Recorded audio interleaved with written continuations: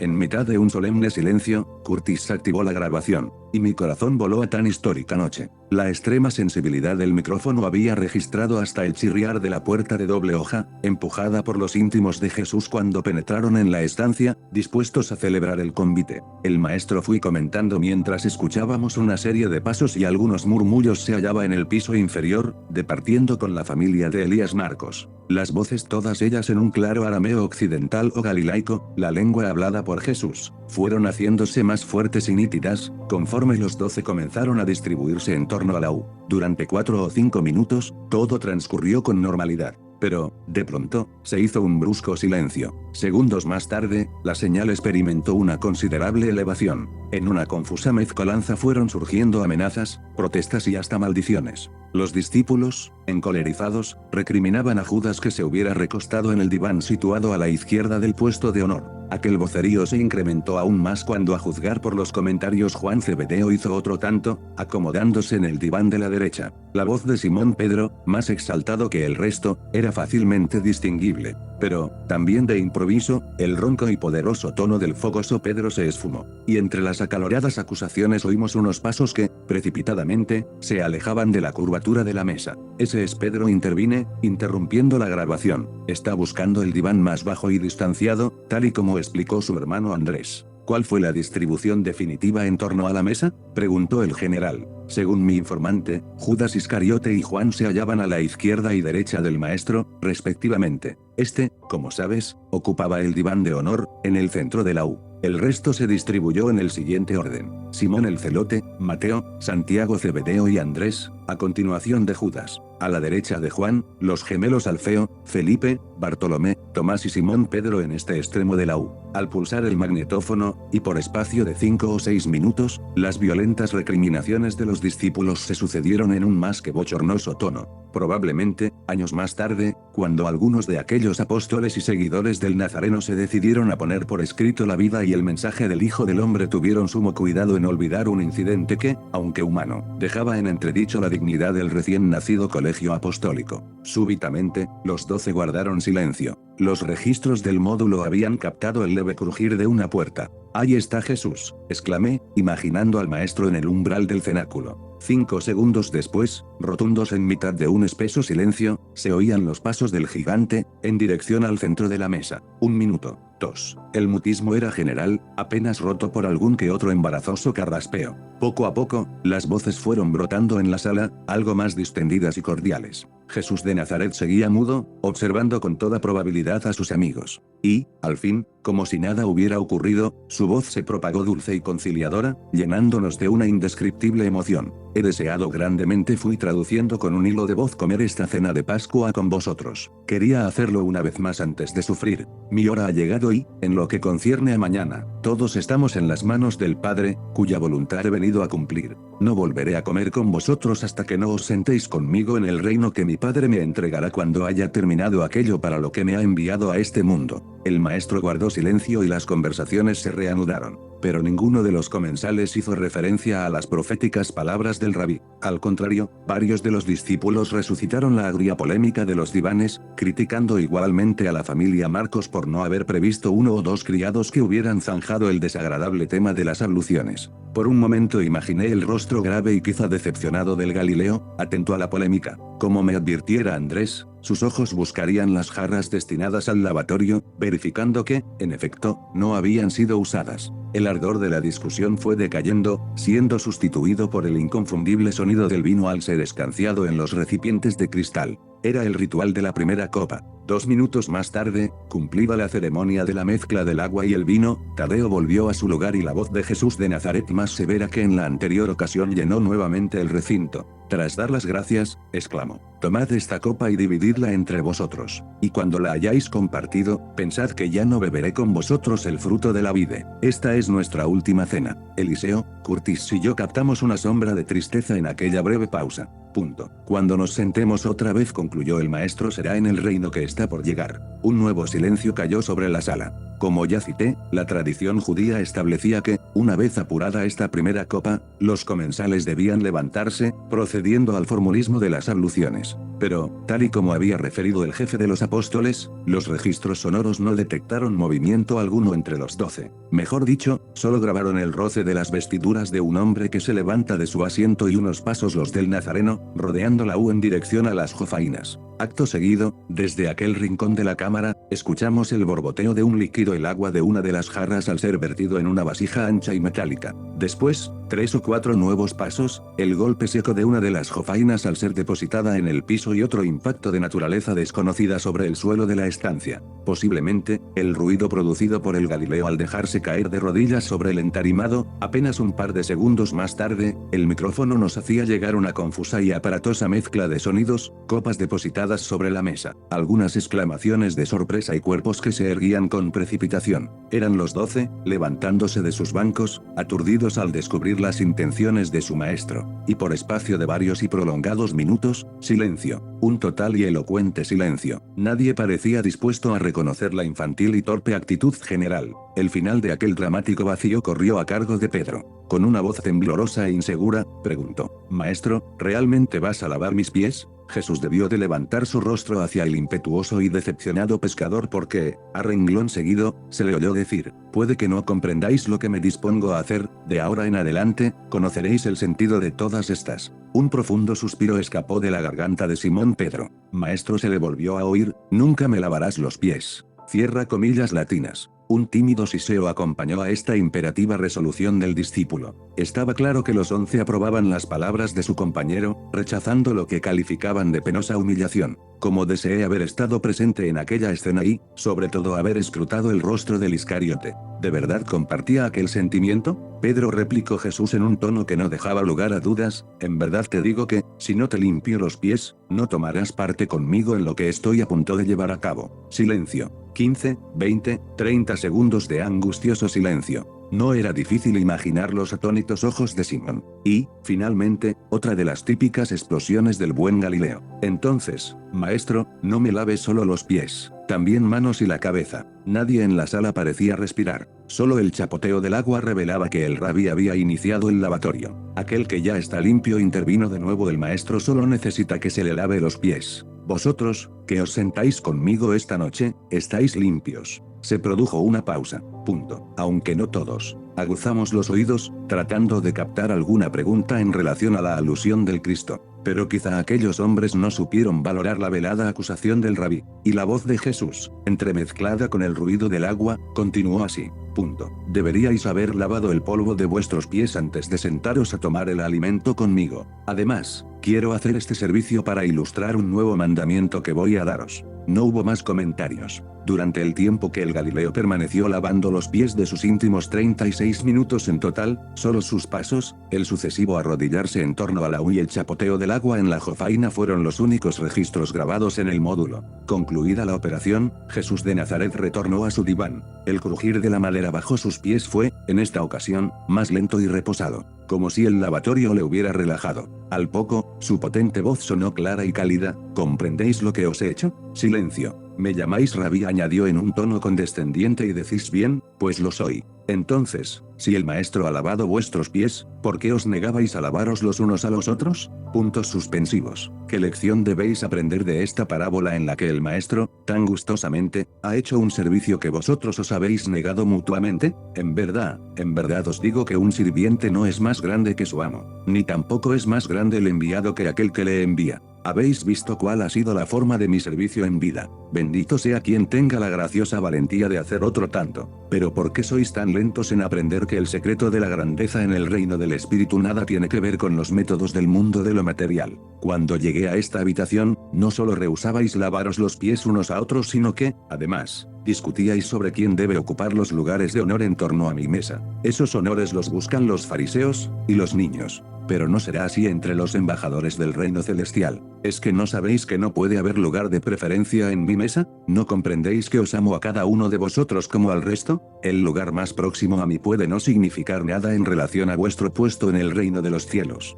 ¿No ignoráis que los reyes de los gentiles tienen poder y señorío sobre sus súbditos y que, incluso, son llamados benefactores? En el reino de los cielos no será así. Si algunos de vosotros quiere tener la preferencia, que sepa renunciar al privilegio de la edad. Y si otro desea ser jefe, que se vuelva sirviente. ¿Quién es más grande, el que se sienta a comer o el que sirve? ¿No se considera al primero como al principal? Y, sin embargo, observad que yo estoy entre vosotros como el que sirve. En verdad os digo que si así actuáis, haciendo conmigo la voluntad de mi Padre, entonces sí tendréis un lugar, a mi lado, en el poder. Cuando Jesús hubo terminado detuve la cinta, alertando al ensimismado general sobre las escenas que nos disponíamos a escuchar y que arrojan una nueva luz en torno a las confusas explicaciones de los evangelistas acerca de Judas y de su traición. Hacia las 8 de aquella noche del jueves, 6 de abril del año 30 de nuestra era a la hora, más o menos, de iniciada la histórica última cena, los sensibles receptores instalados en la cuna registraron una serie de pasos y el agudo lamento de los goznes de la puerta de doble hoja al ser abierta. Aquellos sonidos correspondían a la primera salida de los discípulos del cenáculo.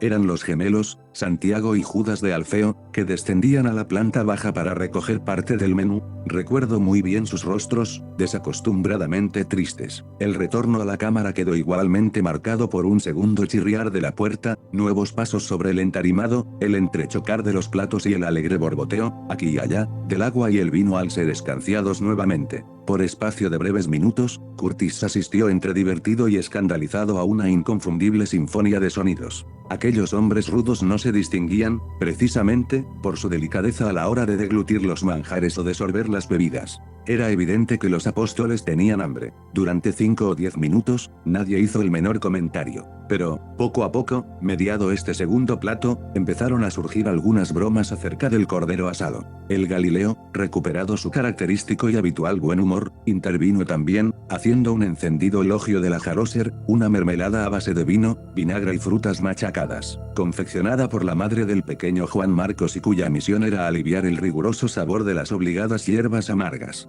Así, progresivamente, la conversación fue haciéndose más alegre e intrascendente, como si nada hubiese ocurrido. Pero el maestro tenía aún muchas cosas que decir, y su voz volvió a sonar, 5x5, anunciando, pública y oficialmente, la traición del Iscariote. Ya os he dicho cuánto deseaba celebrar esta cena con vosotros. Jesús de Nazaret parecía turbado. Y sabiendo en qué forma las demoníacas fuerzas de las tinieblas han conspirado para llevar a la muerte al Hijo del Hombre, tomé la decisión de cenar con vosotros, en esta habitación secreta y un día antes de la Pascua. Los discípulos, a juzgar por los esporádicos chasquidos de sus lenguas, el golpeteo de los huesos al ser arrojados sobre los platos y algún que otro generoso eructo, seguían comiendo, más atentos, al parecer, a las exquisitas viandas que a las proféticas frases del rabí. Coma ya que, mañana, a esta misma hora, no estaré con vosotros. El dramático anuncio del Cristo sí debió ser captado por algunos de los apóstoles porque, de pronto, el trasiego de la cena decreció, y el silencio se hizo más intenso. Os he dicho en repetidas ocasiones, continuó el nazareno, que debo volver al Padre. Ahora ha llegado mi hora, aunque no era necesario que uno de vosotros me traicionase, poniéndome en manos de mis enemigos. Tras estas palabras, la ausencia de sonidos fue tal que Curtis llegó a insinuar si se había producido algún fallo en la transmisión. Negué con la cabeza. Por primera vez, los íntimos del Galileo, alertados por el propio rabí, empezaban a tomar conciencia de la existencia de un renegado en el seno del grupo. Aquello fue tan grave e inesperado que necesitaron varios minutos para reaccionar. Al fin, uno tras otro, con temor, formularon la misma pregunta: ¿soy yo? Cierra comillas latinas. Con toda intención, con el propósito de que el general advirtiera lo que estaba a punto de acontecer, fui sumando e identificando el origen de las sucesivas interrogantes. Al llegar al 11 soy yo. Todos ellos sin respuesta por parte del nazareno, detuve la cinta. Habrás notado, le comenté, que el único que no ha preguntado ha sido Judas. Es obvio, replicó Curtis. El Iscariote, aunque traidor, no era necio. Pues observa lo que viene a continuación. Activé la grabación y, tras el referido y 11 soy yo, surgió la voz del Cristo, repitiendo parte de lo ya expuesto con anterioridad. Es necesario que vaya al Padre. Pero, para cumplir su voluntad, no era preciso que uno de vosotros se convirtiera en traidor. Esto es fruto de la maldad de uno que no ha conseguido amar la verdad. Que engañoso es el orgullo que precede a la caída espiritual. Un viejo amigo, que incluso, ahora, come mi pan, está deseoso de traicionarme. Incluso ahora, reiteró el Galileo, dando un especial énfasis a sus palabras, que hunde su mano conmigo en el plato. Esta nueva alocución fue seguida de murmullos y de algún que otro y repetitivo soy yo. pero el maestro no respondió. Los comentarios entre los discípulos se generalizaron y esta, casi con toda seguridad, fue la razón de que ninguno de los 11 prestara atención a un inmediato y lacónico coloquio entre el Iscariote y Jesús. En mitad de aquel mare magnum de opiniones, Judas, reclinado a la izquierda del maestro, preguntó a su vez, aunque en un tono difícilmente perceptible para el resto: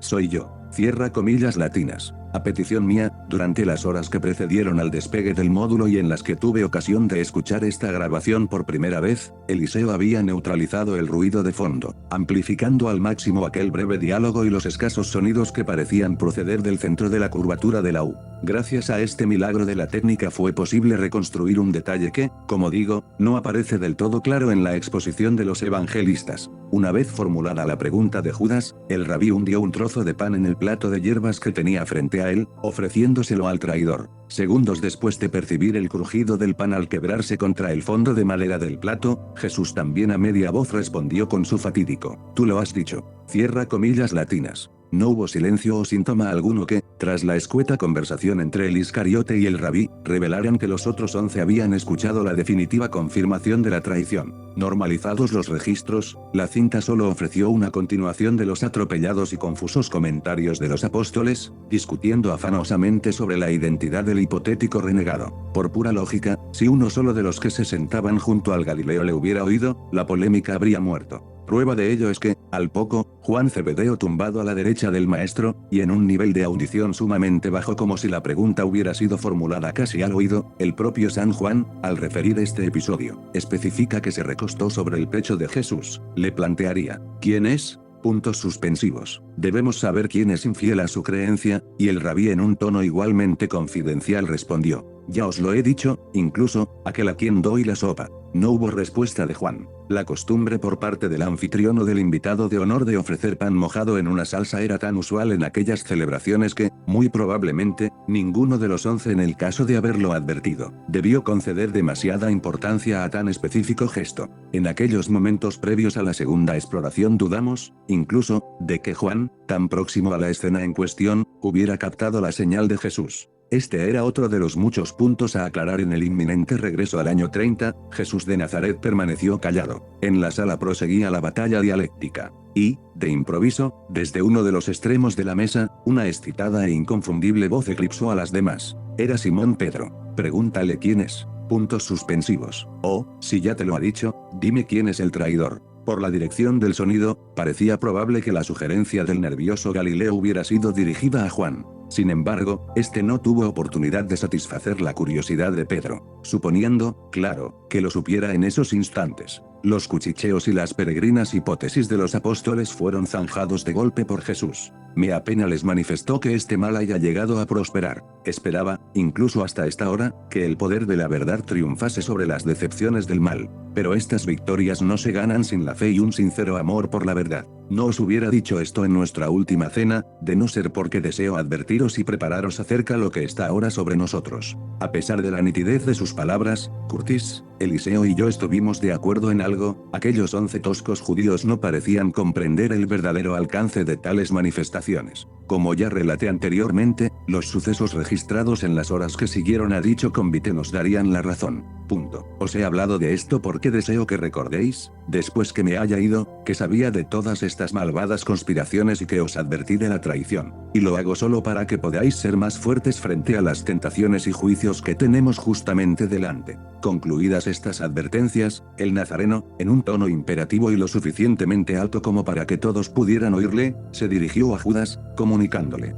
«Lo que has decidido hacer, hazlo pronto». Eran las 9 de la noche. El Iscariote no abrió la boca. Se levantó de su asiento y el precipitado crujir de la madera bajo sus sandalias de cuero nos reveló que se dirigía hacia la puerta y hacia lo inevitable. En esta ocasión, Juan Zebedeo llevaba razón. Ninguno de los presentes, ni siquiera el propio evangelista, entendió el sentido real del mandato de Jesús. Entre otras razones porque, como expliqué en anteriores páginas, suponían que Judas seguía como administrador del grupo. El Iscariote, como es sabido, hacía horas que había traspasado la bolsa común a David Zebedeo, el jefe de los emisarios. Todos dieron por hecho que el encargo del maestro, lo que has decidido hacer, hazlo pronto, guardaba relación con su cotidiano menester como pagador o habilitado. Cuando Judas Iscariote hubo abandonado la sala, Curtis hizo un interesante juicio, una observación que ha provocado ríos de tinta y punzantes polémicas a lo largo de la historia. Entonces es cierto que el traidor no llegó a comulgar. Mi respuesta a una inmediata irónica sonrisa le dejó perplejo.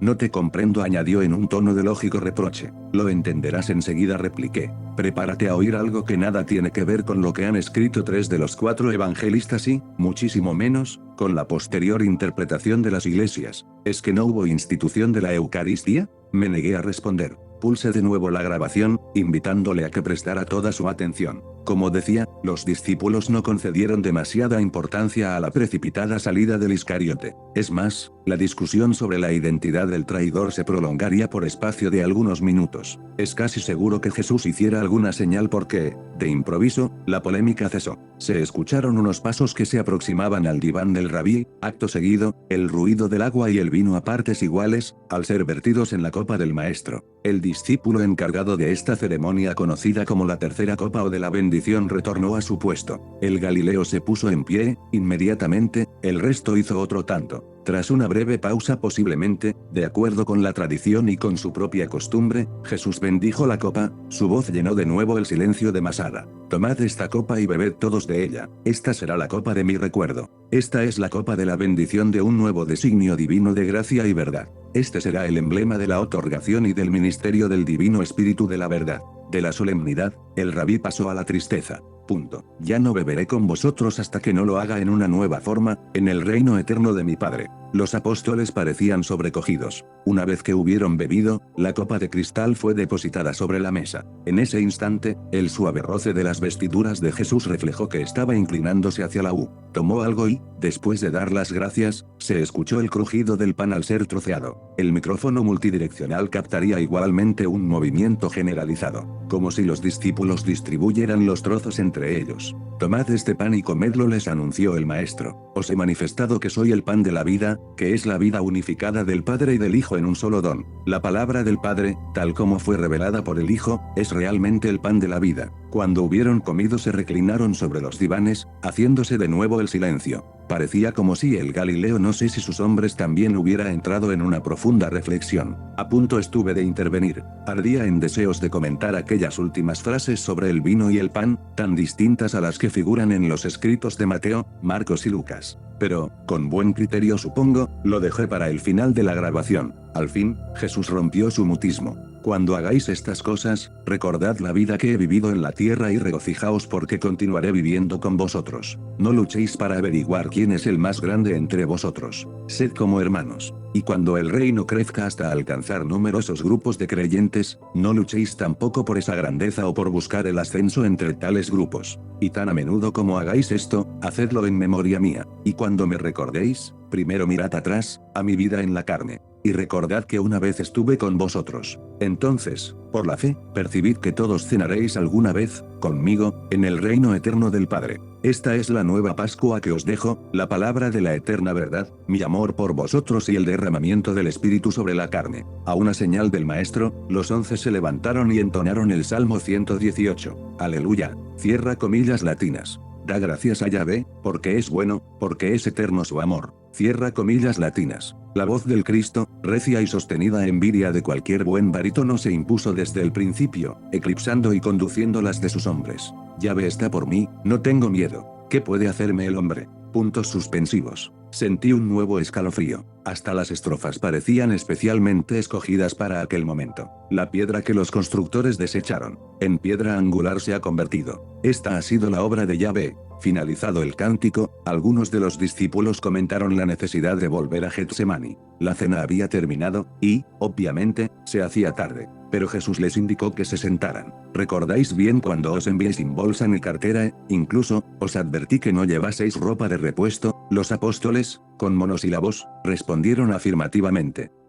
Todos recordaréis que nada os faltó. Sin embargo, ahora los tiempos son difíciles. Ya no podéis depender de la buena voluntad de las multitudes. Por tanto, en adelante, aquel que tenga bolsa, que la lleve. Cuando salgáis al mundo a proclamar este evangelio, haced provisión para vuestro sustento, como mejor os parezca. He venido a traer la paz, pero, por un tiempo, esta no aparecerá. Ha llegado el tiempo en que el Hijo del Hombre será glorificado y el Padre, en él, su voz volvió a turbarse. Amigos míos, voy a estar con vosotros solo un poco más. Pronto me buscaréis, pero no me hallaréis, pues voy a un lugar al que, esta vez, no podréis venir. Cuando hayáis terminado vuestro trabajo en la tierra, al igual que yo he concluido el mío, entonces vendréis a mí en la misma forma en que yo me preparo ahora para ir al Padre. Los solapados comentarios de varios de los discípulos evidenciaban que no terminaban de entender a su maestro. Pero Jesús, como si no los hubiera oído, continuó: en muy poco tiempo voy a dejaros. Ya no me veréis en la tierra, pero todos me veréis en el tiempo venidero, cuando ascendáis al reino que me ha dado mi Padre. Herida por la tristeza, su voz se vino abajo. Y los 11, aunque sin demasiada decisión, se enzarzaron en una nueva disputa, pujando por desvelar el misterioso significado de aquellas frases. Jesús de Nazaret les dejó hablar y, al cabo de unos minutos, incorporándose, les dirigió unas palabras que, al igual que otras muchas, han sido pésimamente transmitidas.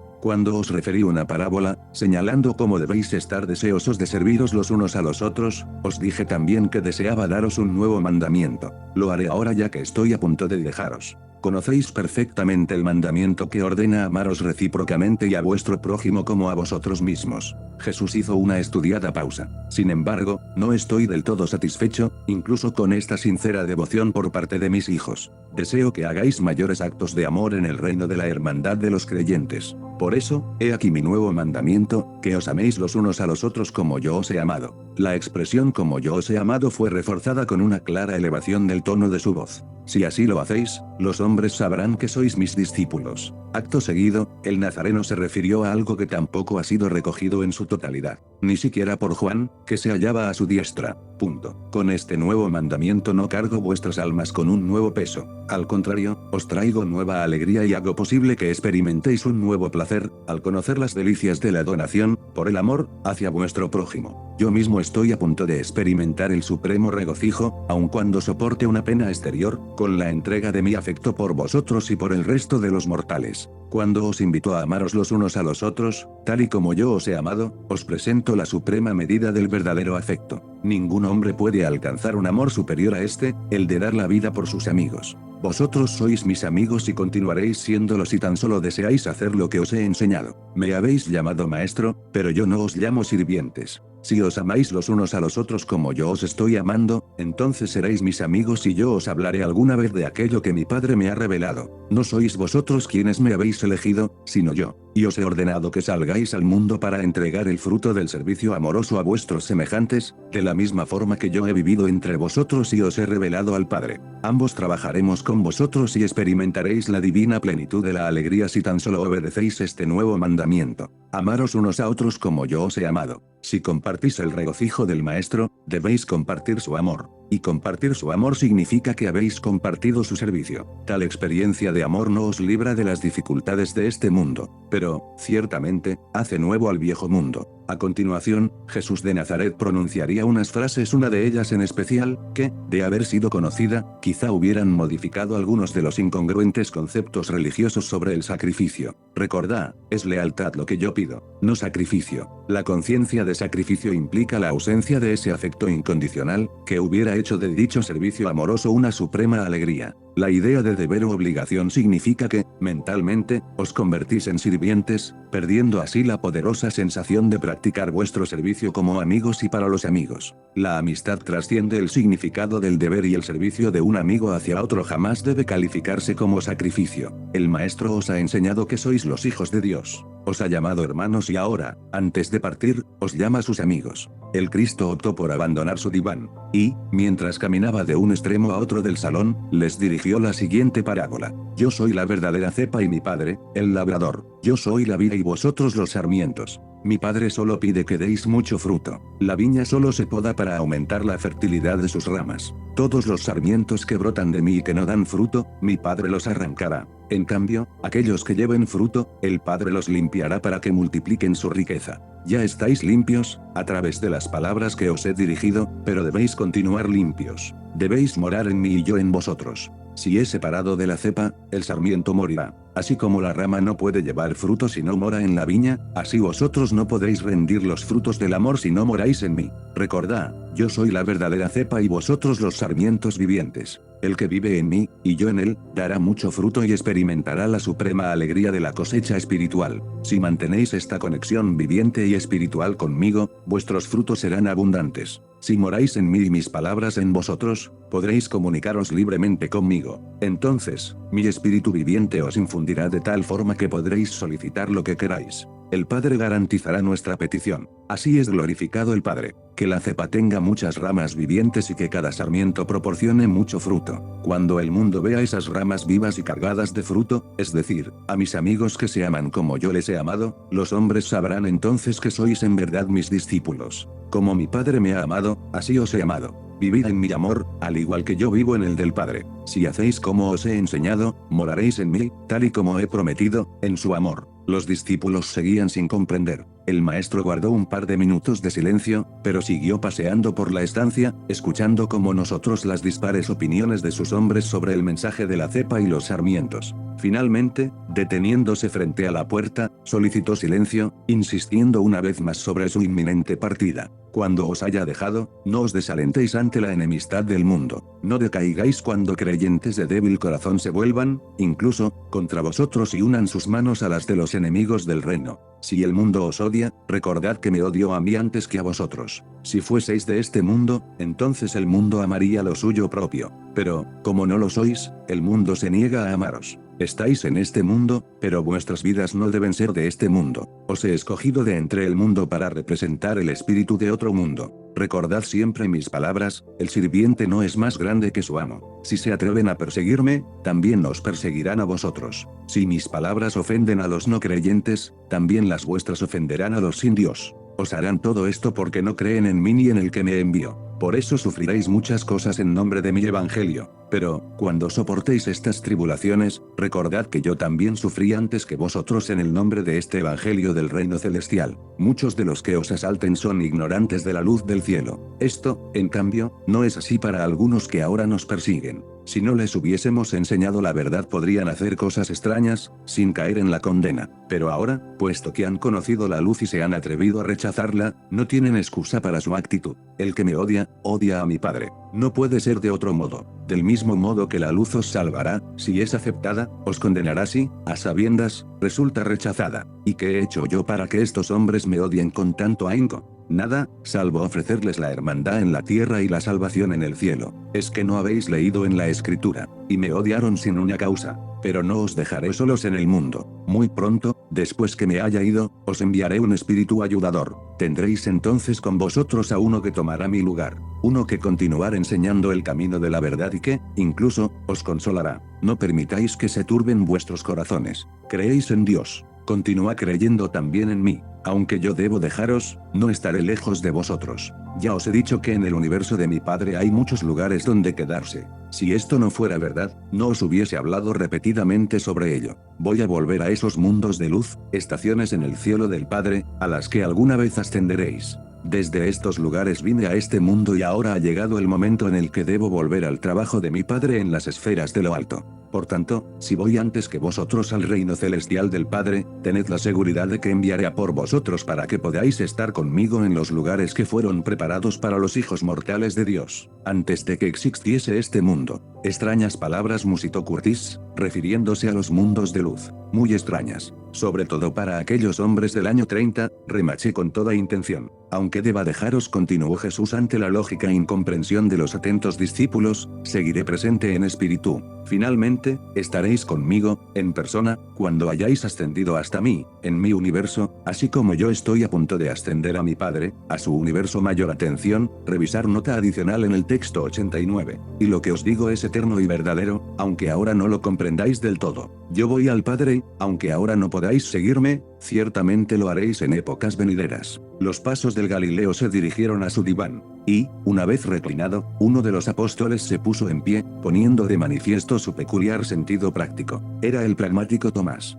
Maestro, le dijo, no sabemos a dónde vas. No conocemos el camino, pero, si nos lo muestras, esta misma noche te seguiremos. Aquellas palabras resumían a la perfección el desconcierto y el amor de los 11 por su rabí. La respuesta del maestro no se hizo esperar. Tomás, yo soy el camino, la verdad y la vida. Ningún hombre va al Padre si no es a través mío. Todos los que encuentran al Padre, primero me encuentran a mí. Si me conocéis, conocéis el camino hacia el Padre, y vosotros me conocéis porque habéis vivido conmigo y ahora me veis. Jesús quedó en suspenso, como buceando en los corazones de sus amigos. Pero, como se verá a continuación, sus razonamientos eran demasiado profundos. Tomás tomó asiento de nuevo y, en mitad de un significativo silencio, solo se escuchó un lejano intercambio de opiniones entre dos de los discípulos. Eran Felipe y Bartolomé. El primero, atendiendo quizá un ruego o a una sugerencia del segundo, se incorporó y, dirigiéndose al rabí, habló así: Maestro, muéstranos al Padre y todo cuanto has dicho quedará claro. El nazareno replicó en un tono de evidente decepción: Felipe, ¿he estado tanto tiempo contigo y aún no me conoces? De nuevo os declaro, quien me haya visto a mí ha visto al Padre. ¿Cómo puedes decir entonces muéstranos al Padre? ¿No crees que yo estoy en el Padre y Él en mí? ¿No os he enseñado que las palabras que yo hablo no son mías sino del Padre? Yo hablo por el Padre y no por mí mismo. Estoy en este mundo para hacer su voluntad y eso es lo que he hecho. Mi Padre mora en mí y actúa a través mío. Creedme cuando digo que el Padre está en mí y que yo estoy en Él. O, si no, creed al menos en nombre de la vida que he llevado y en nombre de mis obras. Los 11, con más buena fe que otra cosa, se enzarzaron en una nueva discusión. Y nosotros percibimos como el maestro se levantaba de su asiento, dirigiéndose hacia el lugar en el que se hallaban las vasijas y las jarras de agua. Escuchamos entonces un chapoteo como si alguien procediera a refrescarse el rostro y, a continuación, las pisadas del rabí, retornando a su diván. La polémica fue encrespándose y, en mitad de aquel laberinto de voces, se impuso de nuevo el vozarrón de Simón Pedro. Al parecer se disponía a lanzarse a la aventura de un extenso discurso. Sus palabras fueron cortadas en seco por el Galileo. Cuando haya ido al Padre, intervino de nuevo Jesús, y después que Él acepte el trabajo que he hecho en la tierra para vosotros y yo reciba la soberanía final de mi propio dominio, entonces diré a mi Padre: habiendo dejado a mis hijos solos sobre la tierra, de acuerdo con mi promesa, les envió otro enseñante. Y cuando el Padre lo apruebe, yo verteré el Espíritu de la verdad sobre toda la carne. El Espíritu de mi Padre está ya en vuestros corazones y, cuando llegue ese día, también me tendréis a mí con vosotros, así como ahora tenéis al Padre. Este nuevo don es el Espíritu de la verdad viviente. Los no creyentes no escucharán sus enseñanzas, pero los hijos de la luz lo recibirán con agrado y con todo su corazón. Y conoceréis a este Espíritu cuando venga, de la misma forma que me habéis conocido a mí. Y recibiréis este don en vuestros corazones y Él morará en vosotros. ¿Os dais cuenta, por tanto, que no voy a dejaros sin ayuda y sin guía? No os dejaré en la desolación. Hoy solo puedo estar con vosotros en persona. En los tiempos venideros estaré con vosotros y con el resto de los hombres que deseen mi presencia, donde quiera que estéis y con cada uno al mismo tiempo. ¿No os dais cuenta que es mejor para mí que me marche y que os deje en la carne para que pueda estar con vosotros en espíritu?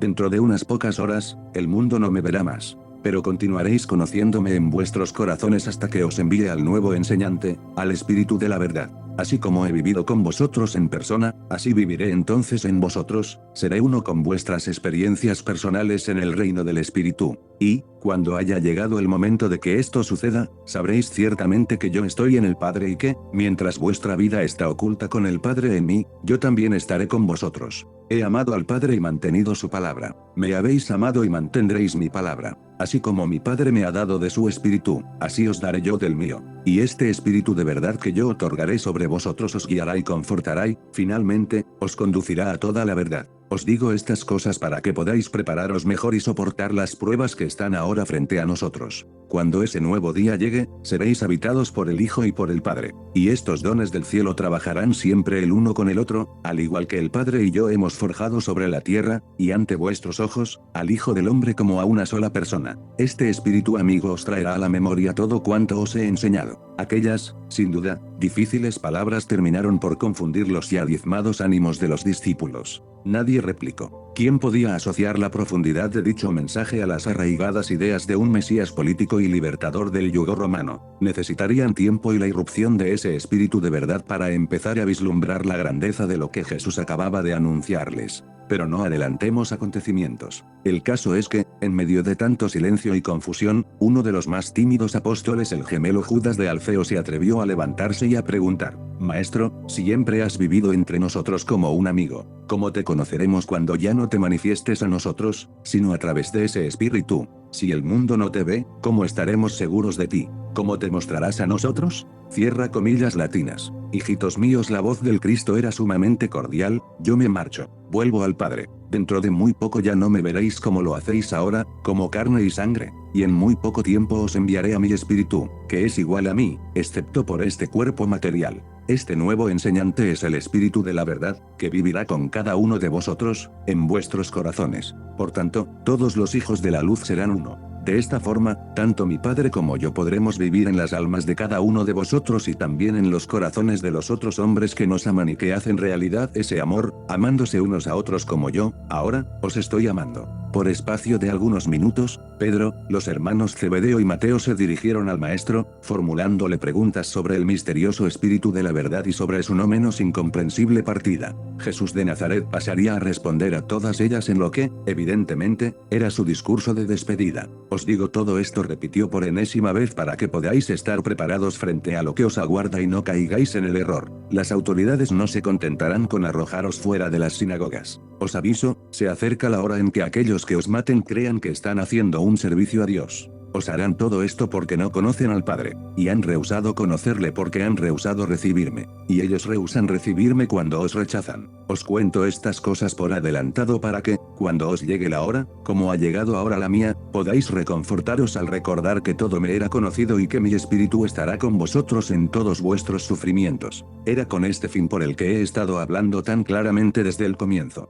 Incluso os he advertido que los enemigos de un hombre pueden ser los de su propia casa. Aunque este evangelio del reino nunca deja de traer gran paz al alma del creyente, no traerá paz a la tierra hasta que el hombre se muestre deseoso de creer en mi enseñanza con todo su corazón, estableciendo la práctica de hacer la voluntad del Padre como el propósito principal de toda vida mortal. Y ahora que os dejo, viendo que ha llegado la hora en que estoy a punto de ir al Padre, estoy sorprendido de que ninguno de vosotros me haya preguntado, ¿por qué nos dejas? De todas formas, sé que os hacéis estas preguntas en vuestros corazones. Os hablaré con claridad, como un amigo a otro. El silencio se hizo más denso, señal inequívoca de la expectación despertada por el maestro. Punto. Es en verdad provechoso para vosotros que yo me marche. Si no me fuera, el nuevo enseñante no podría venir a vuestros corazones. Debo ser despojado de este cuerpo mortal y restituido a mi lugar, en lo alto, antes de que pueda enviar a ese espíritu enseñante. Y cuando mi espíritu venga a morar en vosotros, él iluminará la diferencia entre el pecado y la rectitud y os hará capaces de juzgar sabiamente. El cansancio debía estar haciendo estragos entre sus hombres porque, de pronto, Jesús hizo alusión a ello. Aún tengo mucho que deciros, aunque veo que ya no os tenéis en pie. Cuando el Espíritu venga, Él os conducirá finalmente a toda la verdad, haciéndoos pasar por las muchas moradas del universo de mi Padre. Este Espíritu no hablará de sí mismo. Os mostrará lo que el Padre ha revelado al Hijo incluso, las cosas venideras. Él me glorificará, así como yo lo he hecho con el Padre. Él viene después de mí y os revelará mi verdad. Todo lo que el Padre tiene en este dominio es ahora mío. Por tanto, este nuevo enseñante tomará de lo que es mío y os lo manifestará. Dentro de muy poco os dejaré, aunque por poco tiempo. Después, cuando volváis a verme, yo estaré ya camino de mi Padre. Entonces, incluso, no me veréis por mucho tiempo. Como era de esperar, los apóstoles resultaron nueva y profundamente confundidos. Y aprovechando el silencio del maestro, empezaron a preguntarse unos a otros, ¿qué es lo que nos ha contado? Puntos suspensivos. En breve voy a dejaros y, cuando me veáis, será por poco tiempo, pues estaré camino del Padre.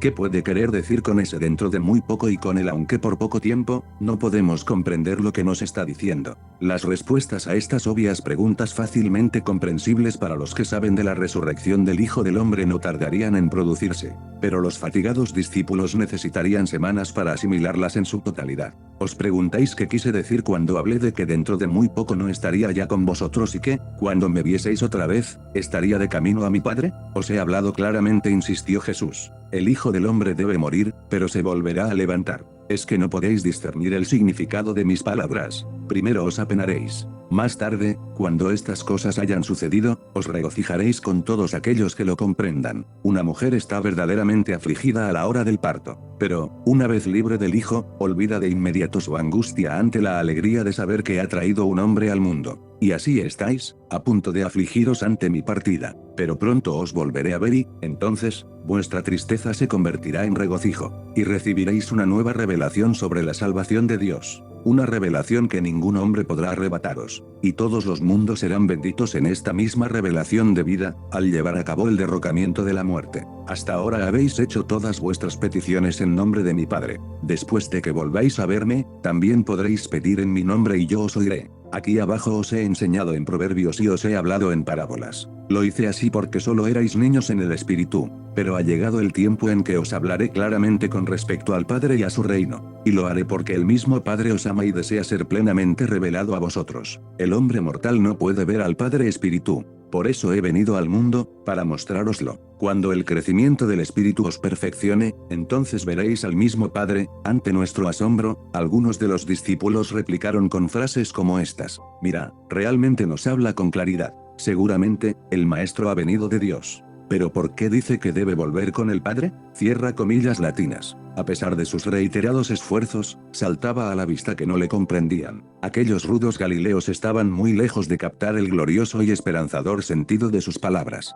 Pero, curiosamente, invitó a los cristianos a que lo comprueben por sí mismos. Ninguno de los evangelistas reconoce esta humana limitación de sus cerebros en aquellos dramáticos momentos. Finalizado lo que podríamos calificar de discurso de despedida, el nazareno se separó de su diván. Algunos de los apóstoles le imitaron y, durante 15 o 20 minutos, departieron amistosamente, rememorando algunas de las experiencias de su vida en común. Después, todos ocuparon sus respectivos puestos. Jesús se dispone a impartir los últimos consejos, advertía al no menos fatigado general. Pero Curtis me hizo un gesto tranquilizador. Estaba dispuesto a escuchar hasta el final. Cuando los 11 volvieron a reclinarse en sus divanes, el maestro, en pie, les habló así: mientras permanezco con vosotros, bajo la forma de carne, no puedo ser más que un individuo en medio del mundo. Pero, cuando haya sido liberado de esta investidura de naturaleza mortal, podré volver como espíritu y morar en cada uno de vosotros y en los otros creyentes en este evangelio del reino. Así, el Hijo del Hombre se volverá una encarnación espiritual en las almas de todos los creyentes verdaderos.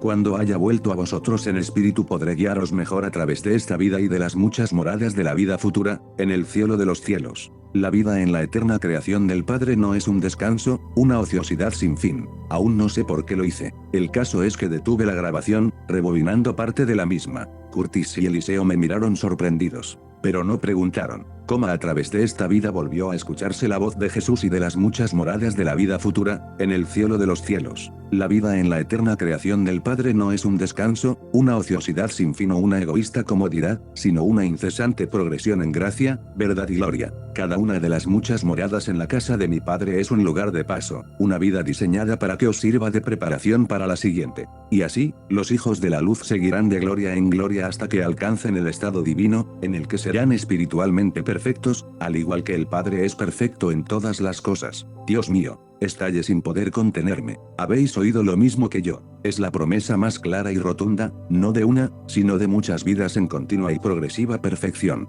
¿Pero qué pueden ser esas moradas? He aquí otra maravillosa razón para volver, remachó mi compañero, clavando su mirada en Curtis. El general asintió en silencio. Acto seguido, el maestro haría una sutil recomendación. Una insinuación que, cuando se analiza detenidamente, pone en tela de juicio el empeño de muchos cristianos en imitar en todo al Hijo del Hombre. Si me seguís cuando os deje, poned vuestros más ardientes esfuerzos en vivir de acuerdo con el espíritu de mis enseñanzas y con el ideal de mi vida, hacer la voluntad de mi Padre. Haced esto en lugar de intentar imitar mi natural vida en la carne. El Padre me envió a este mundo, pero solo unos pocos han elegido recibirme en plenitud. Yo verteré mi espíritu sobre toda carne, pero no todos los hombres elegirán recibir a este nuevo enseñante como guía y consuelo de su alma. Sin embargo, los que lo reciban se verán iluminados, limpios y confortados. Y este espíritu de la verdad se transformará en ellos en un pozo de agua viva, manando a la vida eterna. Y ahora, puesto que estoy a punto de dejaros, quiero transmitiros palabras de consuelo. Os dejo la paz. Mi paz os doy, y doy estos dones, no como los da el mundo, por medidas. Doy a cada uno de vosotros todo lo que seáis capaces de recibir. No permitáis que vuestro corazón se turbe, ni que se muestre temeroso. Yo he superado al mundo y en mí, todos triunfaréis por la fe. Os he advertido que el Hijo del Hombre será muerto, pero os aseguro que volveré antes de ir al Padre, aunque solo sea por un poquito. Y después que haya ascendido al Padre, con seguridad enviaré al nuevo enseñante para que habite en vuestros mismos corazones. Y cuando veáis que llega el momento en que todo esto ocurre, no os consternéis. Creed, tanto más cuanto que lo sabíais con antelación. Os he amado con gran afecto y no os dejaría, pero es la voluntad del Padre. Mi hora ha llegado. No dudéis de estas verdades, aunque os halléis dispersos en el extranjero a causa de las persecuciones o abatidos por muchas penas. Cuando os sintáis solos en el mundo, yo sabré de vuestra soledad, de la misma forma que vosotros sabréis de la mía cuando dejéis al Hijo del Hombre en manos de sus enemigos. La diferencia es que yo nunca estoy solo. El Padre siempre está conmigo. Incluso en esos momentos rogaré por vosotros. Os he dicho todas estas cosas para que podáis tener paz y la tengáis abundantemente. En este mundo tendréis tribulaciones, pero estad de buen humor. Yo he triunfado en el mundo y os he mostrado el camino hacia la eterna alegría y hacia el servicio eterno. No dejéis que se turbe vuestro corazón, ni le dejéis tener miedo. Aquellas hermosas palabras pusieron casi punto final a la llamada última cena. Solo restaba un postrero y emotivo capítulo, el de las despedidas personales. 2 pasos. El maestro fue a situarse frente al diván ocupado por Juan Zebedeo. Este se levantó al punto, y el Galileo, en un cálido y entrañable tono, le dirigió las siguientes palabras de despedida. Tú, Juan, eres el más joven de mis hermanos. Has estado muy cerca de mí, aunque os amo a todos con el mismo afecto que un padre tiene por sus hijos. Fuiste designado por Andrés como uno de los 3 que siempre debía estar cerca de mí. Curtis rogó que detuviera la cinta. ¿Qué significa esto?, me interrogó, dando por hecho que conocía la respuesta de qué designación habla. Por supuesto, yo tampoco tenía una explicación. La enigmática elección de Andrés, el jefe de los apóstoles, debía ser un suceso acaecido mucho antes de nuestra primera exploración.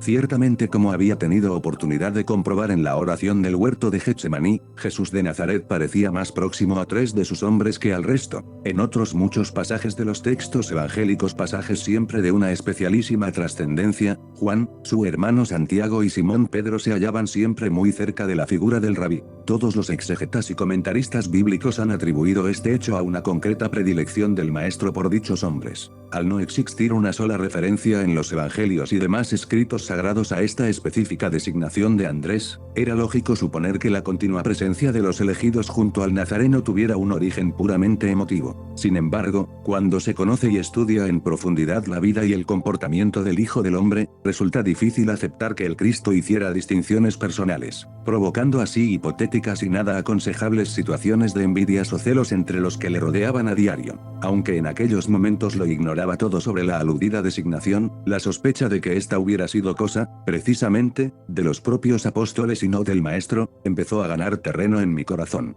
Y si la elección de aquellos 3 Galileos obedeciera a un afán puro y simple de proteger a la persona del Maestro, esto, al menos en teoría, sí podía encajar con la forma de actuar del Cristo y, sobre todo, con la general y pacífica aceptación de los mencionados guardaespaldas por parte del grupo. De la misma forma que Felipe y Judas Iscariote habían sido nombrados intendente y administrador de los fondos comunes, respectivamente, los hermanos Zebedeo y Pedro podían haber tentado también la responsabilidad de la seguridad de su líder. Con la excepción del Iscariote, el resto de los discípulos jamás se había mostrado disconforme con esta permanente escolta en torno a Jesús. Síntoma inequívoco de que habían participado en dicha designación o, cuando menos, de que daban su aprobación a la decisión de Andrés. Quizá ahora, con el paso de los siglos, cuando las figuras de los apóstoles han adquirido un natural halo de santidad y elevación espiritual, resulte difícil imaginar a estos hombres empeñados en la tarea de designar todo un servicio de protección. Pero, en honor a la verdad, no debemos olvidar que, durante buena parte de sus vidas, sus reacciones y pensamientos no fueron tan santos como hoy nos inclinamos a creer. Una buena prueba de lo que digo, por ejemplo, es el hecho de que fueran armados.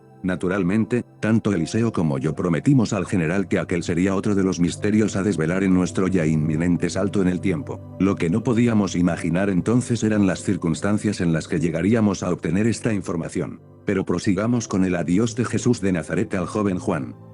Además de esto, has actuado por mí mismo y debes continuar así, trabajando en favor de los asuntos relacionados con mi familia en la tierra. Yo voy al Padre, Juan, teniendo plena confianza en que seguirás velando por aquellos que son míos en la carne. Cuida que su presente confusión, respecto a mi misión, de ninguna manera te impida darles toda la simpatía, consejo y ayuda que, lo sabes, yo les daría si debiese permanecer en la carne. Y ahora, mientras entro en las horas finales de mi carrera en la tierra, permanece cerca, a mano, para que pueda dejar cualquier mensaje a mi familia. En esta ocasión fui yo quien interrumpió la grabación. Deseaba que el jefe del proyecto captara la especial importancia de aquella última frase del rabí.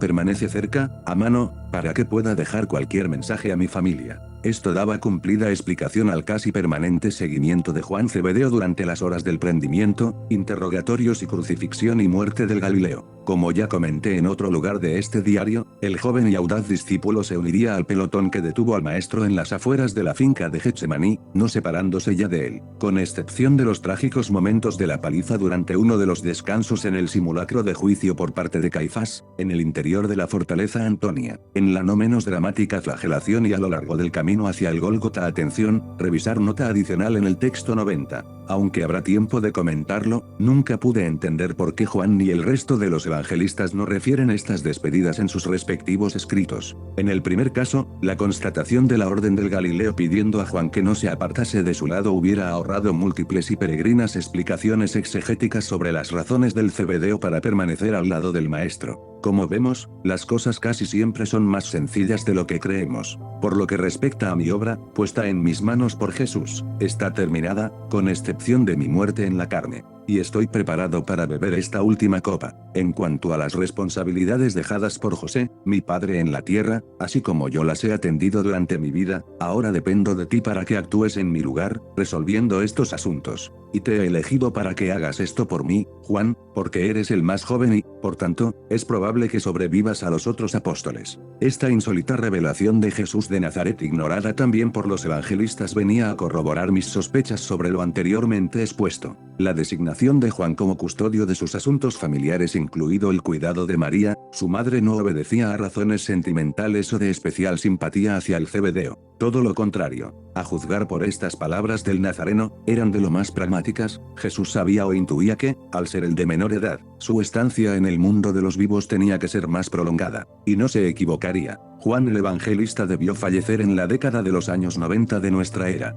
quizá cerca del 100. Una vez te llamé a ti y a tu hermano hijos del trueno. Comenzaste con nosotros con una mente recia e intolerante, pero has cambiado mucho desde que me rogaste que hiciera caer fuego del cielo contra los ignorantes e irreflexivos no creyentes. Y aún debes cambiar más. Tienes que llegar a ser el apóstol del nuevo mandamiento que os he dado esta noche. Dedica tu vida a enseñar a tus hermanos a amarse los unos a los otros como yo os he amado. Cuando hubo terminado, un incontenible gimoteo empañó el silencio de los allí reunidos. Juan estaba llorando, y con la voz entrecortada, respondió: y así lo haré, maestro. Pero ¿cómo puedo aprender a amar a mis hermanos? Cierra comillas latinas. Aprenderás a amar más a tus hermanos, replicó solícito Jesús, cuando aprendas a amar primero a su Padre del cielo y cuando llegues a estar verdaderamente interesado en el bienestar de todos ellos, en el tiempo y en la eternidad. Y todo este interés humano se ve favorecido con el servicio generoso, con la comprensión, con la simpatía y con el perdón ilimitado. Ningún hombre despreciará tu juventud.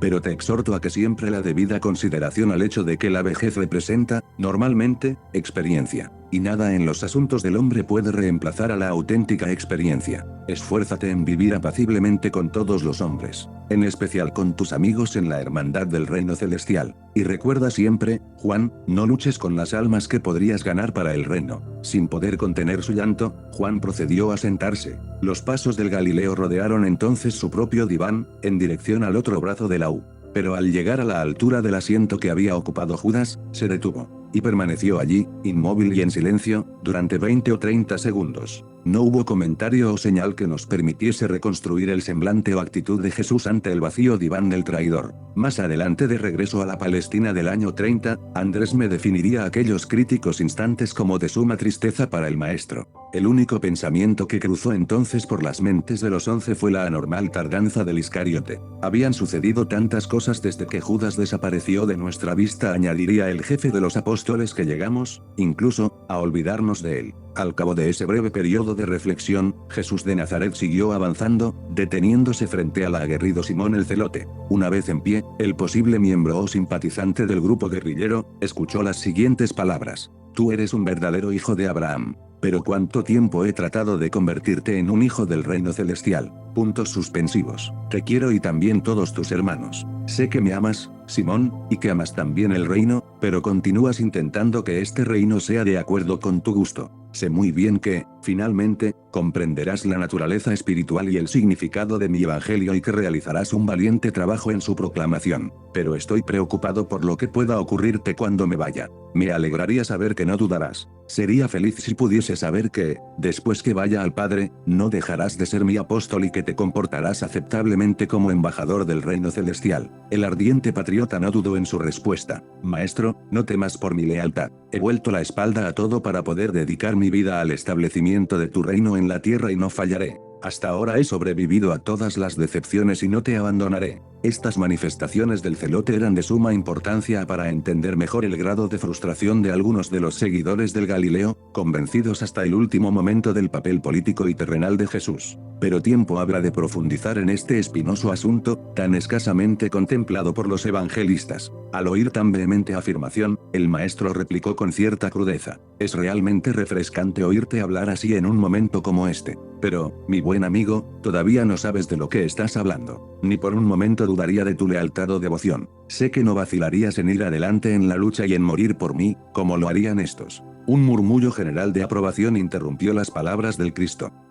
Pero no se requerirá eso de vosotros. Os he dicho repetidamente que mi reino no es de este mundo y que mis discípulos no lucharán para llevar a cabo su establecimiento. Os lo he dicho muchas veces, Simón, pero no queréis enfrentaros a la verdad. No estoy preocupado por vuestra lealtad hacia mí o hacia el reino. Pero ¿qué haréis cuando me marche y despertéis al fin y os deis cuenta que no habéis comprendido el significado de mi enseñanza y que tenéis que ajustar vuestros conceptos erróneos a otra realidad? Cierra comillas latinas. Simón intentó hablar, pero Jesús prosiguió: ninguno de mis apóstoles es más sincero y honesto de corazón que tú, pero ninguno estará tan abatido y perturbado como tú después que yo me vaya. Durante tu desaliento, mi espíritu morará en ti y estos, tus hermanos, no te abandonarán. No olvides lo que te he enseñado sobre la relación entre los ciudadanos del mundo y la ciudadanía de los otros hijos, los del reino de mi Padre. Medita bien todo lo que te he dicho sobre dar al César lo que es del César, a Dios lo que es de Dios y a mí lo que es mío. Dedica tu vida, Simón, a mostrar cuán aceptablemente puede el hombre mortal confundir mi precepto referente al reconocimiento simultáneo del deber temporal para con los poderes civiles y el servicio espiritual en la hermandad del reino. Si eres enseñado por el Espíritu de la verdad,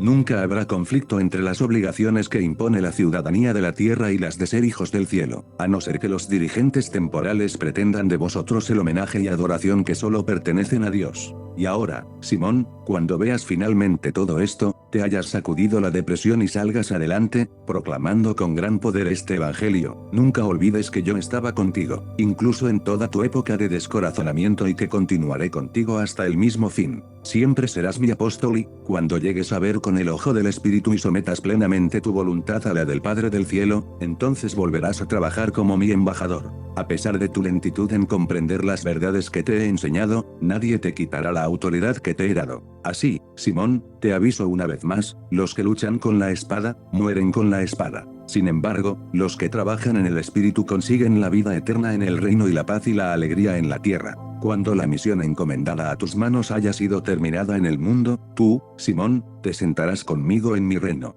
Y verás realmente el reino por el que has suspirado. Pero no será en esta vida. Continúa creyendo en mí y en lo que te he revelado y recibirás el regalo de la vida eterna. A continuación, el maestro se situó frente a Mateo Leví. Ya no te corresponderá cuidar de la caja del grupo apostólico. Pronto, muy pronto, todos os dispersaréis. No os será permitido disfrutar siquiera del reconfortante y continuo apoyo de uno solo de vuestros hermanos. Cuando vayáis predicando este evangelio del reino tendréis que buscar nuevos compañeros. Os he enviado de 2 en 2 durante el tiempo de entrenamiento, pero, ahora que os dejo, después que os hayáis recuperado del golpe, iréis solos y hasta los confines de la tierra, proclamando esta buena noticia, que los mortales vivificados en la fe son los hijos de Dios. Mateo, con su habitual calma y sentido práctico, preguntó a su vez: pero, maestro, ¿quién nos enviará y cómo sabremos a dónde ir? Nos enseñará Andrés el camino. Cierra comillas latinas. No, Leví, respondió Jesús, confirmando así lo que yo ya sabía y que dejé bien claro en relatos precedentes: la jefatura del hermano de Simón Pedro, Andrés, ya no os dirigirá en la proclamación del Evangelio. En verdad,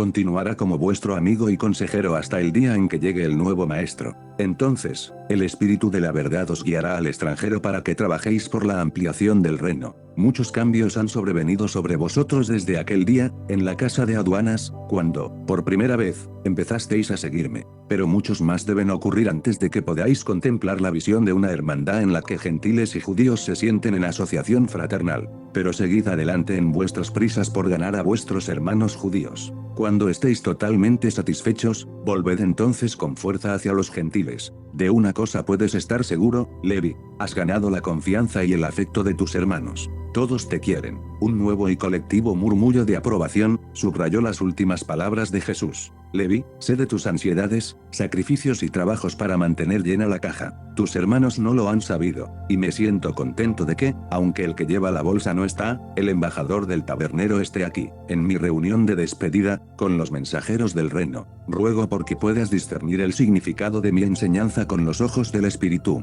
y cuando el nuevo maestro llegue a tu corazón, sigue adelante. Él te guiará, y muestra a tus hermanos y a todo el mundo lo que el Padre puede hacer con un odiado recaudador de impuestos, que se atrevió a seguir al Hijo del Hombre y a creer en el Evangelio del Reino. Incluso desde el principio, Levi, te quise como quise a estos otros Galileos. Sabiendo entonces muy bien que ni el Padre ni el Hijo tienen en cuenta a las personas, mira de no hacer esas distinciones entre los que lleguen a ser creyentes en el Evangelio a través de tu ministerio. Y así, Mateo, dedica toda tu vida de servicio futuro a mostrar a los hombres que Dios no tiene en cuenta la posición de las personas. Que, a la vista del Padre en la hermandad del reino, todos los humanos son iguales, todos son hijos de Dios. Santiago Zebedeo, el hermano de Juan, aguardaba en pie al maestro. Este se encaminó hacia él, diciéndole: Santiago, cuando tú y tu hermano pequeño llegasteis una vez hasta mí, buscando preferencias en los honores del cielo y os respondí que esos honores eran otorgados por el Padre, os pregunté si seríais capaces de beber mi copa. Los dos respondisteis que sí.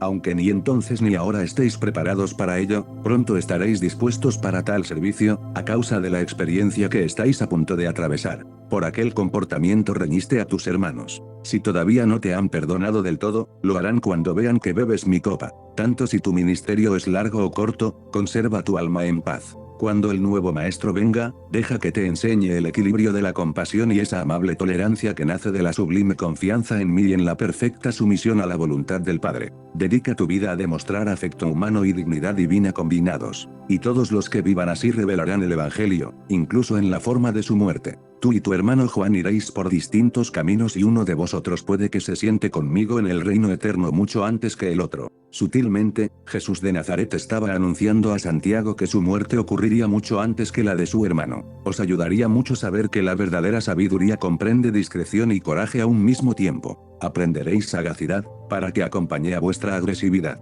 Llegarán supremos momentos en los que mis discípulos no dudarán en dar sus vidas por este Evangelio. Pero, en las demás circunstancias, en las ordinarias, será mejor aplacar la ira de los no creyentes para que podáis vivir y continuar predicando las buenas noticias. Mientras tengáis fuerzas, vivid largamente para que vuestra labor sea fructífera en almas ganadas para el reino celestial. Terminadas sus palabras de despedida a Santiago, Jesús caminó hasta el final de la mesa. Allí se encontraba Andrés, su fiel ayudante. Sus frases relacionadas con la jefatura del apóstol no dejaron lugar a dudas. Andrés, me has representado con fidelidad como cabeza de los embajadores del reino celestial. Aunque hayas dudado muchas veces y en otras ocasiones hayas manifestado una clara y peligrosa timidez. Así y con todo, siempre has sido sinceramente justo en tus relaciones con tus compañeros. Desde tu ordenación y la de tus hermanos como mensajeros del reino has sabido gobernarte a ti mismo en los asuntos administrativos del grupo. En ningún otro asunto temporal he actuado para dirigir o influir tus decisiones.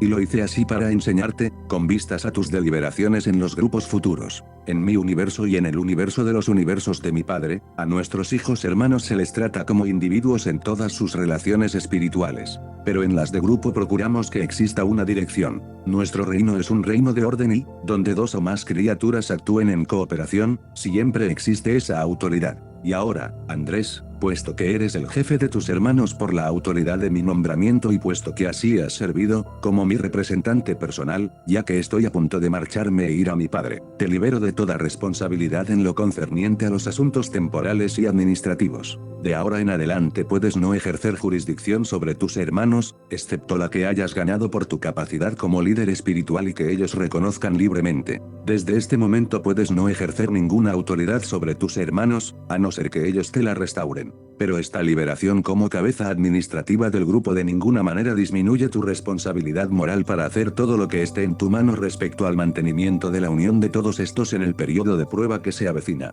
De ahora en adelante solo ejerceré autoridad espiritual sobre y entre vosotros. Si tus hermanos desean retenerte como consejero, te digo que debes hacer todo lo que puedas para promocionar la paz y la armonía, tanto en los asuntos temporales como espirituales, entre los grupos de sinceros creyentes en el Evangelio. Dedica el resto de tu vida a impulsar los aspectos prácticos del amor fraterno. Sé amable con mis hermanos en la carne. Manifiesta una devoción amorosa e imparcial a los griegos del oeste y a Abner, del este. Aunque estos, mis apóstoles, van a ser esparcidos muy pronto por los 4 confines de la tierra para proclamar la buena nueva de la salvación, debes mantenerles unidos durante el tiempo de prueba que se avecina. En esa época debéis aprender a creer en este evangelio sin mi presencia personal. Y así, Andrés, aunque no recaigan en ti las grandes labores que ven los hombres, conténtate con ser el maestro y consejero de los que las hacen. Sigue adelante con tu trabajo en la tierra, hasta el final, y así continuarás este ministerio en el reino eterno. No te he dicho muchas veces que tengo otras ovejas que no son de este rebaño. Cierra comillas latinas. La siguiente despedida fue para los gemelos Alfeo. En pie, entre ambos, les anunció: hijitos míos, vosotros sois uno de los 3 grupos de hermanos que eligió seguirme. Al no conocer con exactitud cómo se produjo la elección de los 12, aquellas palabras nos desconcertaron. Es que solo la mitad de los discípulos, los hermanos Alfeo, Andrés y Simón Pedro y los también hermanos Juan y Santiago de Zebedeo eligió seguir al Maestro, y los otros 6, los motivos que justificaban nuestro regreso seguían multiplicándose.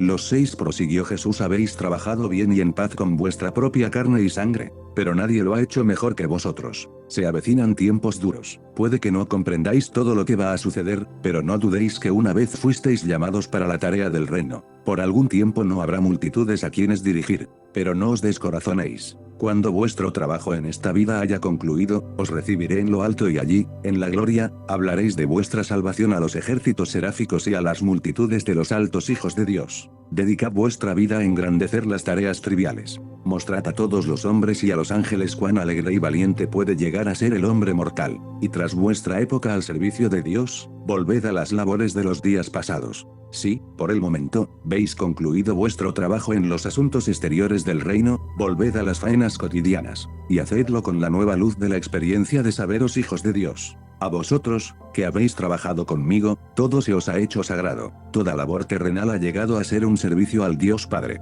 y cuando oigáis noticias de los hechos de vuestros anteriores compañeros apostólicos, regocijaros con ellos y continuad vuestra labor diaria como los que esperan en Dios y sirven mientras esperan. Habéis sido mis apóstoles y siempre lo seréis y os recordaré en el reino que ha de llegar. Era la primera vez que Jesús de Nazaret daba por hecho que varios de sus hombres más cercanos no desempeñarían la labor de evangelizadores una vez que él hubiera desaparecido.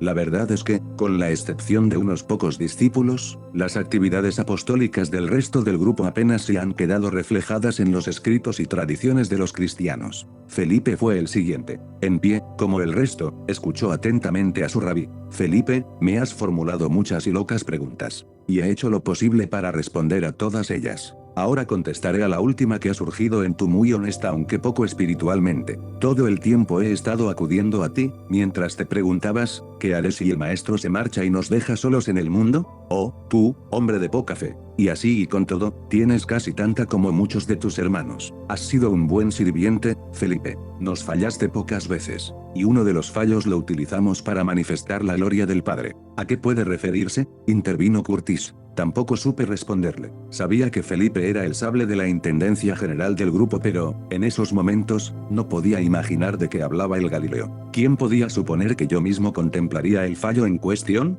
No adelantemos acontecimientos. Tu oficio de servidor está a punto de concluir. Deberás hacer el trabajo para el que fuiste llamado, la predicación de este evangelio. Felipe, siempre has querido que se muestren las cosas. Pronto verás grandes hechos. Puesto que has sido sincero, incluso en tu visión material, vivirás para ver cumplidas mis palabras. Y entonces, cuando seas bendecido con visión espiritual, sigue adelante en tu trabajo, dedicando tu vida a la conducción de la humanidad hacia la búsqueda de Dios y de las realidades espirituales, pero con los ojos de la fe, no con los de la mente material. Recuerda, Felipe, tienes una gran misión en la tierra. El mundo está lleno de hombres que miran la vida como tú lo has hecho. Tienes un gran trabajo por hacer, y, cuando esté terminado, vendrás a mí, en mi reino, y tendré gran placer en enseñarte lo que no ha visto el ojo, escuchado el oído ni concebido la mente mortal. Entretanto, sé como un niño pequeño en el reino del espíritu y permíteme, como espíritu del nuevo maestro, guiarte hacia el reino espiritual. De esta forma podré hacer mucho por ti, lo que no pude llevar a cabo cuando permanecí contigo como un mortal. Y recuerda siempre, Felipe, quien me haya visto, ha visto al Padre. Al terminar, Felipe volvió a reclinarse, y los pasos del maestro se dirigieron al siguiente diván, el de Bartolomeo Natanael. Este se había puesto en pie, pero Jesús le indicó que se sentara. Al momento, el rabí hizo otro tanto, acomodándose a su lado, y le habló así: Natanael, has aprendido a vivir por encima de los prejuicios y a practicar una tolerancia cada vez mayor, puesto que te hiciste mi apóstol. Pero aún hay mucho que aprender. Has sido una bendición para tus compañeros, siempre amonestados con tu sinceridad. Cuando me haya ido, puede que tu franqueza interfiera en las relaciones con tus hermanos, tanto con los antiguos como con los nuevos. Debes aprender que incluso la expresión de un buen pensamiento tiene que ser modulada de acuerdo con el nivel intelectual y el desarrollo espiritual del que escucha. La sinceridad es más útil en las tareas del reino cuando se casa con la discreción. Si aprendieses a trabajar con tus hermanos podrías finalizar muchas más cosas. Pero si te encuentras a ti mismo en la búsqueda de aquellos que piensan como tú, en ese caso, dedica tu vida a demostrar que el discípulo conocedor de Dios puede llegar a ser un constructor del reino, incluso cuando esté solo y separado de sus hermanos creyentes. Sé que serás fiel hasta el final, y algún día te daré la bienvenida al amplio servicio de mi reino, en lo alto. Bartolomé se dirigió entonces al rabí, preguntándole: he escuchado tus enseñanzas desde la primera vez que me llamaste al servicio de este reino, pero, honestamente, no puedo comprender todo el significado de lo que nos dices. No sé qué más debemos esperar, y creo que la mayoría de mis hermanos están perplejos, al igual que yo, aunque dudan en confesar su confusión. ¿Puedes ayudarme? Cierra comillas latinas. Amigo mío, respondió el Cristo al instante, no es extraño que te encuentres perplejo en tu intento por comprender el significado de mis enseñanzas espirituales. Arrastráis el preconcepto de la tradición judía y os empeñáis en interpretar mi evangelio de acuerdo con las enseñanzas de los escribas y fariseos. Os he enseñado por la palabra de mi boca y he vivido mi vida entre vosotros. He hecho lo posible para alumbrar vuestras mentes y liberar vuestras almas, pero lo que no habéis conseguido hasta ahora por mis enseñanzas, debéis adquirirlo de la mano de ese maestro de maestros, la experiencia real. En esa nueva andadura, yo iré por delante y el espíritu de la verdad estará con vosotros. No temáis. Lo que ahora no podéis comprender, el nuevo maestro, cuando haya venido, os lo revelará en esta vida y en vuestro aprendizaje en el tiempo eterno. Jesús dirigió entonces su voz hacia el centro de la mesa. No os turbéis porque no podáis asimilar todo el significado del Evangelio. No sois más que hombres finitos y mortales y lo que os he enseñado es infinito, divino y eterno. Sed pacientes. Tened valor. Tenéis las edades eternas ante vosotros. En ellas continuaréis vuestra progresiva perfección, así como vuestro Padre del paraíso es perfecto. Curtis, Eliseo y yo nos miramos. Los tres nos vimos asaltados por el mismo sentimiento. Parecía como si aquellas últimas frases del maestro dirigidas al centro de la U, al punto donde se encontraba el micrófono, no hubieran sido destinadas únicamente a sus íntimos. Jesús se incorporó y caminó hasta la posición de Tomás. Y se le oyó decir: Tomás, a menudo te ha faltado la fe. Sin embargo, a pesar de esos momentos de duda, nunca has carecido de coraje. Sé muy bien que los falsos profetas y maestros no te engañarán. Después que me haya ido, tus hermanos apreciarán mucho más tu forma crítica de ver y enjuiciar las enseñanzas. Y cuando todos os disperséis por los confines de la tierra, recuerda que aún eres mi embajador. Dedica tu vida a la gran obra de mostrar cómo la mente crítica material puede triunfar sobre la inercia de la duda intelectual, cuando se enfrenta con la demostración de la manifestación de la verdad viva. Tomás, estoy contento de que te hayas unido a nosotros. Y sé que, tras un corto periodo de perplejidad, seguirás adelante, en el servicio del reino. Tus dudas han confundido a tus hermanos, pero no a mí. Tengo confianza en ti e iré delante tuyo a los más remotos lugares de la tierra. Y Jesús, lentamente, fue a situarse frente a uno de sus hombres más difíciles y queridos, Simón Pedro. Estábamos a punto de asistir a otra profética alocución. En el caso de Pedro, como se verá, los reproches del maestro fueron más duros. Pedro, sé que me amas. Y sé que dedicarás tu vida a la proclamación pública de este evangelio del reino a judíos y gentiles. Pero estoy apenado. Tus años de tan firme asociación conmigo no te han ayudado lo suficiente a pensar antes de hablar. Fue una lástima no haber estado presente en aquella reunión. Estoy seguro que la expresión de Pedro debía de ser un libro abierto. Punto. ¿Qué experiencia debes vivir para que aprendas a ser cauteloso con tu boca? ¿Cuántos problemas nos has dado por tu irreflexión y por tu presuntuosa confianza en ti mismo? Y estás destinado a crearte muchos más si no dominas esa debilidad. Sabes que, a pesar de ese defecto, tus hermanos te aman. Y debes entender igualmente que esa debilidad de ningún modo disminuye mi afecto hacia ti, pero te resta eficacia y multiplica tus problemas. El tono de Jesús se hizo menos severo. Punto. Sin duda, la experiencia que pasarás esta noche te será de gran ayuda. Y lo que ahora te digo, Simón Pedro, sirve también para todos los aquí reunidos. Esta noche correréis grave peligro de tropezar conmigo. Sabéis que está escrito, el pastor será castigado y las ovejas esparcidas fuera. Cuando esté ausente habrá el riesgo de que algunos de vosotros sucumbáis ante la duda y tropecéis por lo que a mí me suceda. Pero ahora mismo os prometo que volveré por un corto tiempo y que, entonces, entraré en Galilea.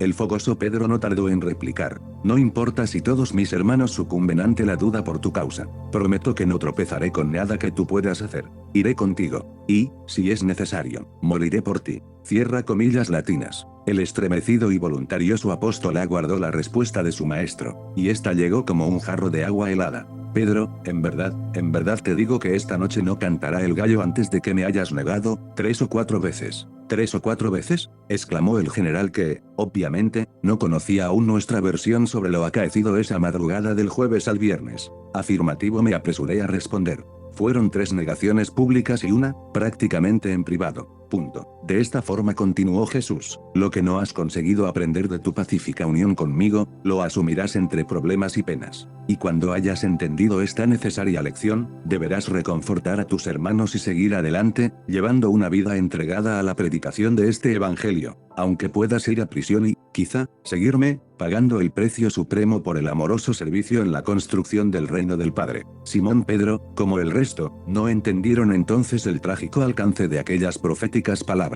Pero recuerda mi promesa, cuando haya resucitado, me quedaré con vosotros un tiempo antes de ir al Padre. Incluso esta noche haré súplicas para que os fortalezca ante lo que debéis soportar. Os amo a todos con el amor con que el Padre me ama y, por tanto, de ahora en adelante, debéis amaros los unos a los otros como yo os he amado. El grupo se puso en pie, dirigidos por Jesús de Nazaret, entonó un nuevo cántico. Hacia las 22:30 de aquel jueves, 6 de abril del año 30, los pasos y los murmullos de los 12 se perdían hacia el piso inferior de la casa de Elías Marcos. La última cena había concluido.